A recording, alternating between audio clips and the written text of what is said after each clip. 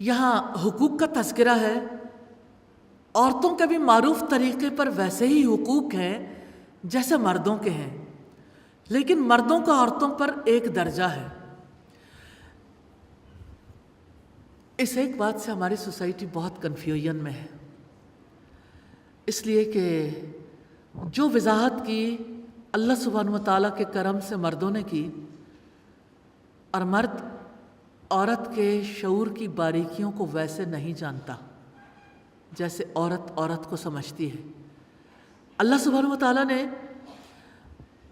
عورت کے بارے میں وہی طریقہ کار اختیار کیا ہے جو مرد کے بارے میں اختیار کیا۔ پیدائش میں دونوں برابر ہیں، انسان ہونے کی حیثیت ایک جیسی ہے،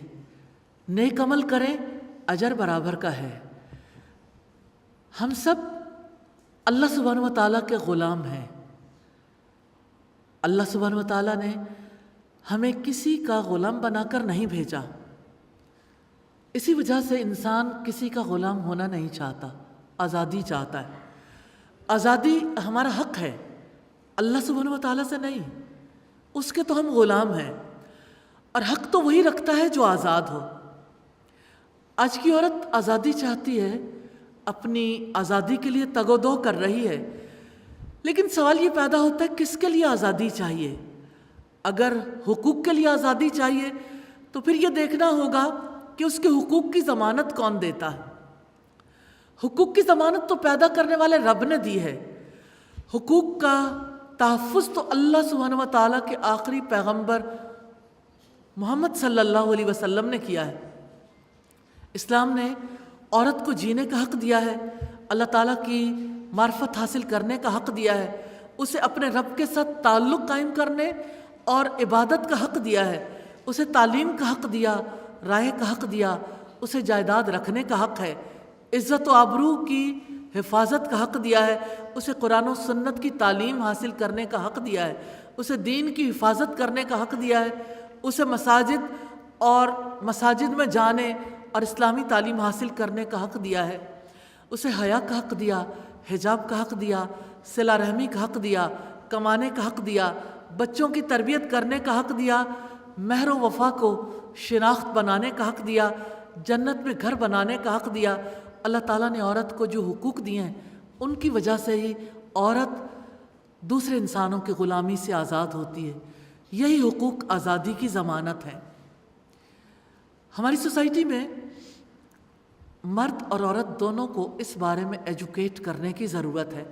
یہاں جو بات آئی کہ مردوں کا عورتوں پر ایک درجہ ہے خاندانی نظام کو چلانے کے لیے، جیسے آپ دیکھیے کہ کوئی ادارہ ہے، اس کا کوئی نہ کوئی سربراہ تو ہوتا ہے نا، مرد ہو یا عورت ہو۔ خاندانی نظام میں اللہ سبحانہ و تعالیٰ نے آخری ڈیسیژن مرد کا رکھا ہے، اس لیے اس کی وضاحت بھی کی ہے کہ مرد کماتے ہیں اور حفاظت کرتے ہیں، تو مردوں کا یہ کام ہے کہ وہ عورتوں کی کفالت کریں۔ آج ایک عجیب صورتحال معاشرے میں پیدا ہو گئی، مرد کمانا نہیں چاہتے، کفالت نہیں کرنا چاہتے، آج کمانے کی ذمہ داری عورت پر ڈالی جا رہی ہے ویمن امپاورمنٹ کے نام پہ، کہ اس طرح عورت اپنے ڈیسیژنز کرنے میں آزاد ہو سکتی ہے، لیکن مرد یہ کہتا ہے وقت تو تجھے میں نہیں دیا تھا، آپ کا وقت تو میرا وقت ہے، میرے وقت میں سے دیا ہے تو مال مجھے لا کر دو۔ اسلام یہ کہتا ہے عورت کا مال عورت کا مال ہے، اس سے کوئی جبراً نہیں لے سکتا، زبردستی نہیں کر سکتا۔ کتنی کنفیوژنز ہیں، الجھنیں ہیں، اللہ سبحانہ و تعالیٰ نے کتنی آسانی سے دور کر دیں۔ جیسے مردوں کا عورتوں پر حق ہے، ایسے ہی عورتوں کا بھی مردوں پر حق ہے، دونوں کے برابر کے حقوق ہیں، دونوں ایک جیسے انسان ہیں۔ اللہ سبحانہ و تعالیٰ نے ماں ہونے کی حیثیت میں عورت کو 3 درجے زیادہ دیے ہیں، اس لیے کہ عورت ماں ہونے کی حیثیت میں زیادہ تکلیف اٹھاتی ہے،